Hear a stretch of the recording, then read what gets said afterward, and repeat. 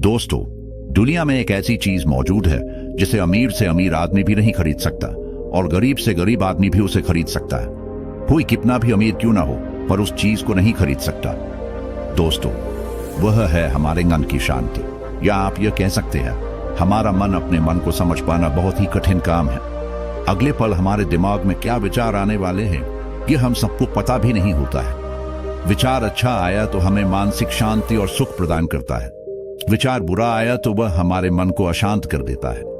अगर आपका मन आपकी इच्छाओं से चलने लगे, यानी आपके मन के ऊपर आपका नियंत्रण रहे, तो फिर आप मन में आने वाले तमाम प्रदूषित विचारों और दुख फैलाने वाले विचार जो आपको सबसे ज्यादा परेशान करते हैं, इन सब विचारों से आप छुटकारा पा सकते हैं। अगर आपके मन के ऊपर आपका नियंत्रण हो जाए, अर्थात आपका मन आपके हिसाब से चलने लगे, तो फिर आप मुश्किलों से छुटकारा पा सकते हैं। तो आज की इस बौद्ध कहानी में हम यही जानने का प्रयास करेंगे कि मन हमारे हिसाब से चले, न कि हम मन के हिसाब से चले। और कुछ तरीके बताए जाएंगे जिसे जानने के बाद आपका मन भी आपके हिसाब से चलने लगेगा। यह बात उस समय की है जब महात्मा बुद्ध बालिका पर्वत पर रह रहे थे। तभी वहां पर महात्मा बुद्ध का एक शिष्य उनके पास आया और वह महात्मा बुद्ध को प्रणाम करके कहता है, बुद्ध, मैंने सभी प्रकार से अपने मन को अपने नियंत्रण में कर लिया है, उसे अपने वश में कर लिया है। अब मेरा मन मुझे भटका नहीं सकता। अब मुझे मन की ओर से कोई भी अनुभूति नहीं होती और ना ही अब मैं अपने मन के अधीन रह रहा हूं। मेरा मन पूरी तरह से मेरे नियंत्रण में है। जैसा मैं चाहता हूं, जैसा मैं सोचना चाहता हूं, जिस तरह से मैं कार्य करना चाहता हूं, मेरा मन उसमें पूरा साथ देता है। मैं सब कुछ त्याग कर दिया हूं, मैं सब कुछ छोड़ दिया हूं और मैं परम सत्य को पाने के लिए पूर्ण रूप से तैयार हूं। बुद्ध, बताइए, मैं परम सत्य को कैसे प्राप्त कर सकता हूं? मुझे कहां मिलेगा? महात्मा बुद्ध अपने उसी शिष्य की यह बात सुनकर मुस्कुराने लगे और सीसे से कहते हैं, तुमने किस चीज का क्या किया है? तभी वह महात्मा बुद्ध से कहता है, बुद्ध, मैंने अपना परिवार छोड़ दिया है, जहां मेरे माता पिता, मेरी पत्नी और मेरे बच्चे रहते थे। मैंने उस परिवार को छोड़ दिया। जब मैं यहां पर आया था तो मुझे मेरे परिवार की बहुत याद आती थी। मेरा मन कहता था कि मैं वापस उन्हीं के पास चला जाऊं। मेरा मन यहां पर नहीं लगता था, लेकिन देखते ही देखते मैंने अपने मन को अपने वश में कर लिया है। अब तो मैं इसको अपने नियंत्रण में कर लिया हूं। अब ना तो मुझे अपने परिवार की याद आती है और ना ही मैं उनकी यादों को लेकर बेचैन रहता हूं। और तो और मुझे अपने घर के उन स्वादिष्ट पकवानों की भी याद नहीं आती जो मैं अपने सांसारिक जीवन में खाया करता था। और अब तो जो कुछ भी मुझे मिल जाए मैं वही भोजन कर लेता हूं और उसी में मुझे आनंद मिलता है। मैं उसी में संतुष्ट हो जाता हूं। पहले मेरी काम बोर में इच्छा आ जाती थी, लेकिन अब मेरी इच्छा इस तरफ बिल्कुल भी नहीं आती। मेरे अंदर अब किसी भी प्रकार का कोई लालच नहीं है, कोई द्वेष नहीं है और न ही किसी से ईर्ष्या। मेरा मन बहुत ही शांत और स्थिर है और न ही मेरे मन में कोई इच्छा है और न ही कुछ पाने की लालसा है। अब मेरे मन में केवल मैं ही हूं। महात्मा बुद्ध ने अपने शिष्य की सारी बातें ध्यानपूर्वक सुनते हैं और उसके बाद अपने शिष्य से कहते हैं, भंते, ठीक है, जो कुछ भी तुम कर रहे हो वह सब सही है, इसलिए तुम कल मेरे साथ भिक्षाटन के लिए मेरे साथ चलोगे। वैसे महात्मा बुद्ध के मुख से यह शब्द सुनकर बहुत ही प्रसन्न हो जाता है और उनसे कहता है, जैसा आप चाहें। अगले दिन सुबह महात्मा बुद्ध और शिष्य दोनों भिक्षाटन के लिए आश्रम से निकल पड़ते हैं। जब महात्मा बुद्ध और उनका से बिछड़ के लिए एक गांव की तरफ जा रहे थे, तभी रास्ते में एक बहुत ही मनोरम उद्यान पड़ा। वहां पर बहुत ही असीम शांति थी। चारों तरफ हरियाली थी, मध्यम हवाएं बह रही थी, हर तरफ मानो खुशियां बिखेर दी रही। यह सब देखकर वासी मंत्रमुग्ध हो गया और वह मन ही मन सोचने लगा, यदि मैं यहां पर आकर ध्यान करूंगा तो मैं परम सत्य तक अवश्य ही पहुंच जाऊंगा। परम सत्य मुझे जल्द ही मिल जाएगा। और अब यही विचार उसके मन में बार बार आने लगा। वह बार बार उसी उद्यान के बारे में सोचता, वहां की शांति, वहां की हरियाली, उन हवाओं के बारे में, उस उद्यान के फूलों की खुशबू के बारे में जो वहां की हवाओं में बह रही थी। उसके मन में वहां जाने की तीव्र इच्छा उत्पन्न होने लगी, लेकिन उसने जैसे तैसे खुद को संभाला और महात्मा बुद्ध के साथ दूसरे गांव में जाकर भिक्षा मांगकर वापस आश्रम लौट आया। लेकिन अभी उसके मन में उस उद्यान में जाने की तीव्र इच्छा जाग उठी थी और उसकी यह इच्छा समय के साथ और भी अधिक प्रबल हो जा रही थी। उससे अब रहा नहीं जा रहा था। वह कैसे भी उस मनोरम उद्यान में जाना चाहता था।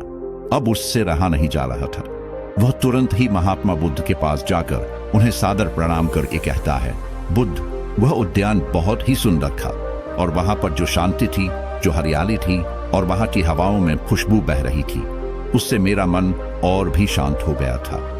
यदि मैं वहां पर जाकर ध्यान करता हूं तो मेरा ध्यान अवश्य ही सफल होगा और मैं बहुत ही जल्द सत्य की प्राप्ति कर पाऊंगा। मैं बहुत जल्द बुद्धत्व को प्राप्त कर सकूंगा।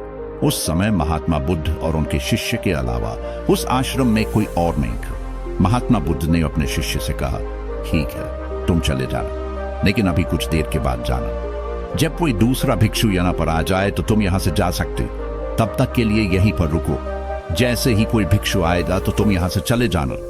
लेकिन उसका मन पूरी तरह से मंत्रमुग्ध हो चुका था। उसे सबके मन में उस उद्यान में जाकर बैठने की लालसा जाग उठी थी। वह अपनी इस इच्छा को पूरी करना चाहता था और इसी तीव्र इच्छा के कारण उसका मन यह मानने के लिए तैयार नहीं था और वह किसी के आने का इंतजार नहीं करना चाहता था। उसका मन वहां जाने के लिए बेचैन हो रहा था और वह अपने आप को रोक भी नहीं पा रहा था।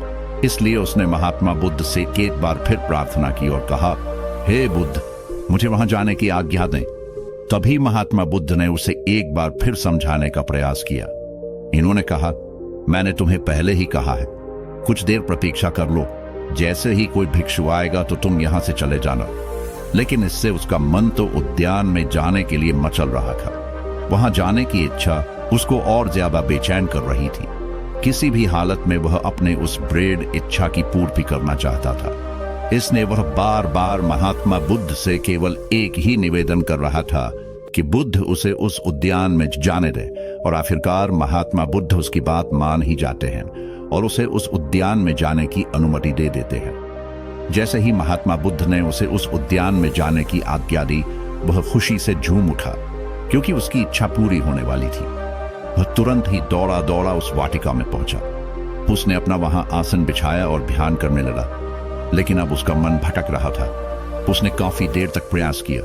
काफी समय बीत चुका था, लेकिन वह अपने मन को केंद्रित नहीं कर पा रहा था, जिस कारण उसका मन ध्यान साधना में नहीं लग पा रहा था। सुबह से शाम हो चुकी थी, लेकिन अब तक वह ध्यान करने में सफल नहीं हो पाया था और अब उस शिष्य का मन बहुत ही बेचैन था।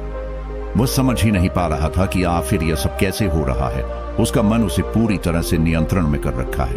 वह सोचने लगा, मेरा मन तो मेरे बस में था, जैसा मैं चाहता था या बिल्कुल वैसा ही करता था, तो आज मैं ध्यान क्यों नहीं कर पा रहा हूं? उसे अपने इस प्रश्न का उत्तर चाहिए था, जिस कारण वह शाम को वापस महात्मा बुद्ध के पास पहुंचा।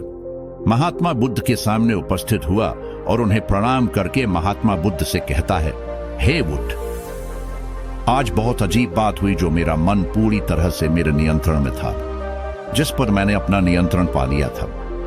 आज वही मन मुझे भटका रहा था। मैंने कई बार ध्यान करने की कोशिश की, कई बार अपने मन को केंद्रित करने की कोशिश की, लेकिन मेरा मन मेरे काबू में आ ही नहीं रहा था। वह मुझे यहां वहां की बातें दिखा रहा था, मुझे पुरानी यादें दिखा रहा था। वह मुझे भटकाने में लगा हुआ था। फिर भी मैंने हिम्मत नहीं हारी। मैंने सुबह से लेकर शाम तक इसे अपने वश में करने का पूरा प्रयास किया, लेकिन फिर भी मैं इस पर काबू नहीं कर पाया, जबकि मैं वहां ध्यान भी किया था। लेकिन फिर भी ऐसा क्यों हुआ? तभी महात्मा बुद्ध अपने शिष्य को समझाते हुए कहते हैं, भंते, अगर कोई व्यक्ति झूठ बोलता है, चोरी करता है, पाप करता है, और अगर उस व्यक्ति की आंखों पर पट्टी बांध दी जाए, उसके हाथ पैर बांधकर उसे कारागृह में डाल दिया जाए, तब क्या ऐसा व्यक्ति सत्यवान और ईमानदार हो सकेगा? क्या वह झूठ बोलना बंद कर देगा? क्या वह दानी बन जाएगा? इस पर शिष्य कहता है, ऐसा कैसे हो सकता है? यदि व्यक्ति झूठ बोलता है, वह पापी है, चोरी करता है, लोगों को धोखा देने में उसे मजा आता है, और यदि उसके हाथ पैर बांधकर, उसकी आंखों पर पट्टी बांधकर उसे किसी कारागृह में डाल दिया जाए, तो वह और भी कठोर हो जाएगा, और जब वह वहां से बाहर निकलेगा तो और लोगों को परेशान करेगा। ऐसा व्यक्ति भला कैसे ईमानदार और सच्चा हो सकता है? और ऐसा व्यक्ति कभी कोई दान नहीं कर सकता। वह जो पहले था वही रहेगा। तभी महात्मा बुद्ध मुस्कुराने लगे और अपने उसी शिष्य से एक बार फिर कहते हैं, मान लो अगर कारागार का द्वार खुला हो और पहरेदार सोया हुआ हो, तो क्या ऐसा व्यक्ति कारागार से भागने का प्रयास नहीं करेगा? इस पर वह से कहता है, हाँ बिल्कुल, वह कारागार से भागी जाएगा, क्योंकि वह एक अपराधी है। वह ज्यादा दिनों तक बंदी बनकर रहना कभी नहीं पसंद करेगा। उसे अपनी आजादी पसंद है और उसे लोगों को परेशान करना भी पसंद है। इसलिए वह उस कारागृह में रह नहीं पाएगा। यदि उसे ऐसा अवसर प्राप्त होगा तो वह अवश्य ही वहां से भाग जाएगा। तभी महात्मा बुद्ध ने कहा, तो क्या वह कारागृह से भागने के बाद सत्यवान हो सकता है? क्या वह सत्य बोलेगा? क्या वह ईमानदारी की राह पर चल सकता है? क्या वह दानी बन जाएगा? महात्मा बुद्ध के इस सवाल का जवाब देते हुए वह शिष्य कहता है, वह भला ऐसा कैसे हो सकता है? वह तो अपराधी है, गुनाहगार है, जिसे लोगों को परेशान करने में मजा आता है, जिसे चोरी करना अच्छा लगता है। वह भला सत्यवान कैसे हो सकता है? वह भला ईमानदारी की राह पर कैसे चल सकता है? वह तो असत्य ही बोलेगा। वह लोगों को तंग ही करेगा, लोगों को परेशान करेगा, क्योंकि उसे उसी ने आनंद आता है। जब तक उसमें कोई परिवर्तन ना हो तब तक वह उसी गलत राह पर चलता रहेगा। तभी महात्मा बुद्ध मुस्कुराने लगे और अपने उसी शिष्य से कहते हैं, भंते, जिस तरह से अपराधी कारागृह से भाग जाएगा वैसे ही तुम्हारा मन भी कारागार से भाग चुका है। भला कारागृह में कौन रहना चाहता है? जब जिसे मौका मिलता है कारागृह से भाग जाता है। दुनिया की हर एक जगह अच्छी होती है, बस बदलाव खुद में लाना होता है। तुम्हारा ध्यान यहां पर भी लग सकता था, और जैसा पहले था तुम्हारा ध्यान लग भी रहा था। बस तुम्हें खुद को जागरूक करने की जरूरत थी कि जो वहां प्रगति थी वही यहां पर भी है। जो लोग पूजा पाठ करते हैं जरूरी नहीं कि मंदिर ही जाएं तो ही उनका मन शांत हो। मन अगर शांत है तो घर भी मंदिर बन जाता है। बुद्ध कहते हैं, मन की शांति खोजना है तो खुद के अंदर जाने का प्रयास करो। बाहर के वातावरण में मन की शांति नहीं मिलेगी, मन भटकता रहेगा, तुम उसके पीछे भागते रहोगे। मन की शांति के लिए अच्छी जगह पर भागते रहोगे, पर कहीं भी तुम्हें शांति नहीं मिलेगी या मन तुम्हें भटकाता रहेगा।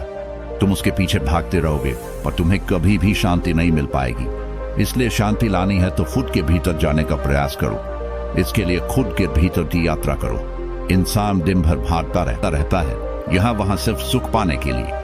अगर उसे थोड़ा सुख भी मिल जाता है तो वह और अधिक सुख पाने की इच्छा में भागने लगता है।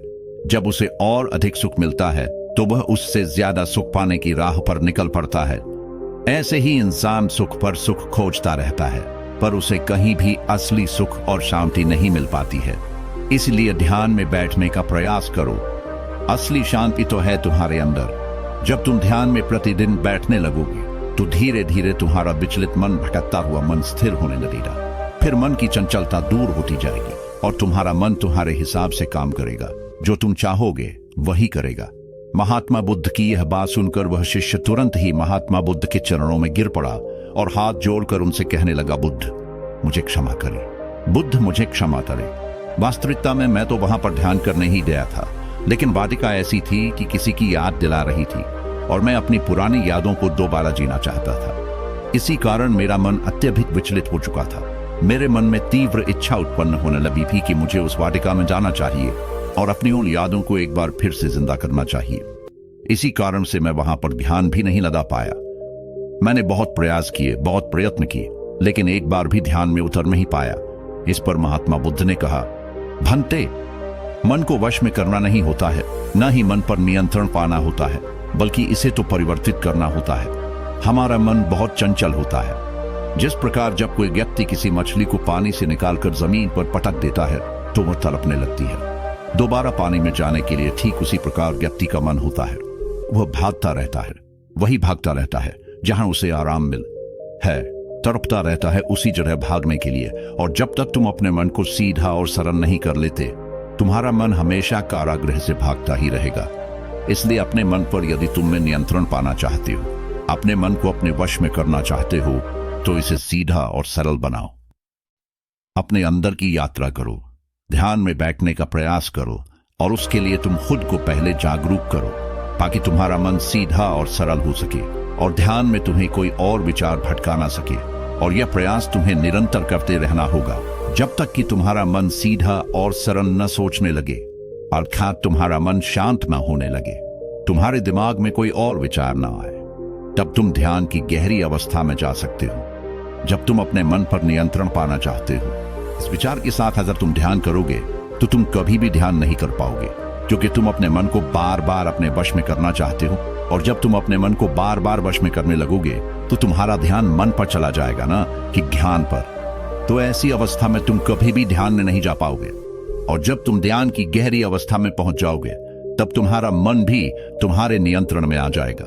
वह तुम्हारी हर बात मानेगा, जैसा तुम चाहोगे वह तुम्हारा साथ देगा, और वह भी एक अच्छा साथी बनकर। यह तुम्हारी हर इच्छा में तुम्हारा साथी रहेगा, और फिर तुम जैसा चाहो, जिस लक्ष्य को पाना चाहोगे, उस लक्ष्य को पाने के लिए तुम्हारे लिए रास्ता भी तैयार करेगा, और तुम अपने उस लक्ष्य को बड़ी आसानी और बड़ी सरलता से प्राप्त कर सकोगे। इतना कहकर महात्मा बुद्ध शांत हो गए, और वह कहता है, हे बुद्ध, आपने मेरी आंखें खोल दी। मैं तो अपने मन को अपने वश में करने चला था, लेकिन मैं यह भूल चुका था कि इसे वश में न करके इसे परिवर्तित करना होगा। बुरे विचारों की जगह हमें इसमें अच्छे विचार भरने होंगे, बुरी आदतों की जगह हमें इसमें अच्छी आदतें लानी होंगी। दोस्तों, उम्मीद है इस वीडियो से आपको काफी कुछ सीखने को मिला होगा, और अगर आप नए हो तो हमसे जुड़ने के लिए इस चैनल को सब्सक्राइब करना मत भूलिएगा। इस वीडियो में बने रहने के लिए आपका बहुत बहुत आभार।